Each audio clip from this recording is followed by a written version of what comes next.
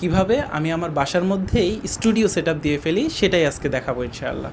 তো অফিস থেকে বাসায় এসে ভাবলাম যে একটা ভিডিওর নতুন সেট বানানো যাক। আমি সাধারণত একটু অন্য অ্যাঙ্গেল থেকে ভিডিও করি, বাট একটা নতুন অ্যাঙ্গেল থেকে ভিডিও করার জন্য কিছু প্রসেস আছে, অ্যান্ড ওইটা ভাবলাম যে আপনাদের সাথে শেয়ার করে রাখা যায় অ্যান্ড টোটাল জার্নিটা দেখানো যায় যে কিভাবে এই যে মেরা মেরা ব্যাকগ্রাউন্ড দেখতেছেন এইটা থেকে একটা পারফেক্ট সুন্দর ভিডিওর ব্যাকগ্রাউন্ড আসে, এটা আমরা ইনশাল্লাহ দেখব।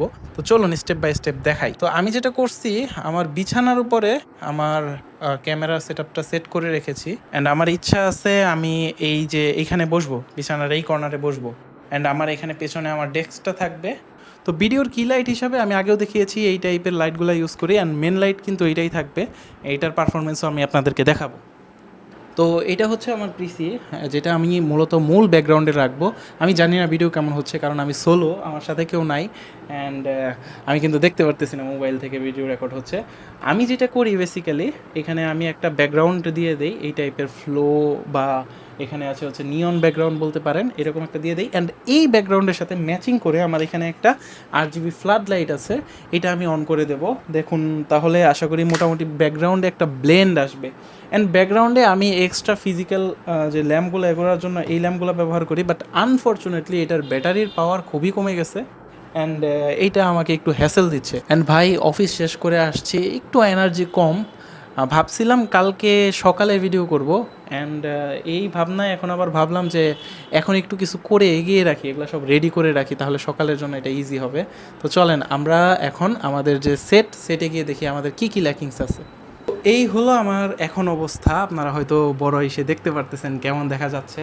অ্যান্ড আমার এখানে কি লাইট আছে, ব্যাকগ্রাউন্ডে আমি আমার ইটা জ্বালাইছি, মানে পিসির মনিটরটা করছি।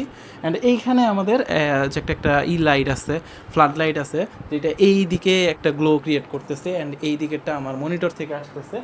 এই দেয়ালটাতে যদি আমি একটা আর্টওয়ার্ক দিতে পারতাম সেটা খুবই ভালো হতো, বাট ওইটা আমার কাছে এখন নাই, ওইটার ব্যবস্থা হচ্ছে। আমি যেটা দেখতে পারতেছি, আমার লাইট মোটামুটি এইটুক ভালোই হয়েছে, বাট এইটুক অন্ধকার। আমি যদি লাইটটাকে আর একটু অ্যাঙ্গেল করি, মোবাইলে জানি না এটা লাইটের এটা আসতেছে কি না। সো আমার এইটুক মোটামুটি আই থিঙ্ক ভালো আলো আছে। এই প্রবলেমটা সলভ করার জন্য আমরা যেটা করব, এই হচ্ছে একটা মাইক্রোফোন স্ট্যান্ড। এই মাইক্রোফোন স্ট্যান্ড দিয়ে আমি এই বুক সেলফের এইখান থেকে একটা স্ট্যান্ড এইখানে দেবো, যেটাই আমার এইখানে একটা লাইট দেবে, অ্যান্ড ওইটা দেবো আমি একটা রিচার্জেবল লাইট দিয়ে দেবো। তো চলুন আমরা ওইটা সেট আপ করি। তো আমরা যেটা করব, আমরা এটাকে এইখানে অথবা এইখানে লাগাবো। আমি ওইখানে দেখি কোনটায় লাগে না, এইখানে লাগালেই মনে হয় ওইখানে দেখা যাবে না। নামায় দিচ্ছি যাতে এখান থেকে আমার ফেসে লাইটটা আলো দিতে পারে, এখান থেকে আমার ফেসে লাইটটা আলো দিতে পারে। অ্যান্ড লাইট কোনটা ইউজ করতেছি দেখাচ্ছি।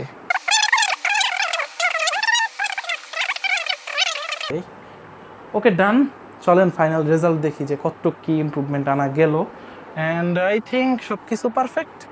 Let's see. So I think আমি 90% ডান। আমার এই দিকটাও কিছুটা আলো আসতেছে, অ্যান্ড আমি এখন পুরোপুরি অন্ধকারে নাই আই থিঙ্ক।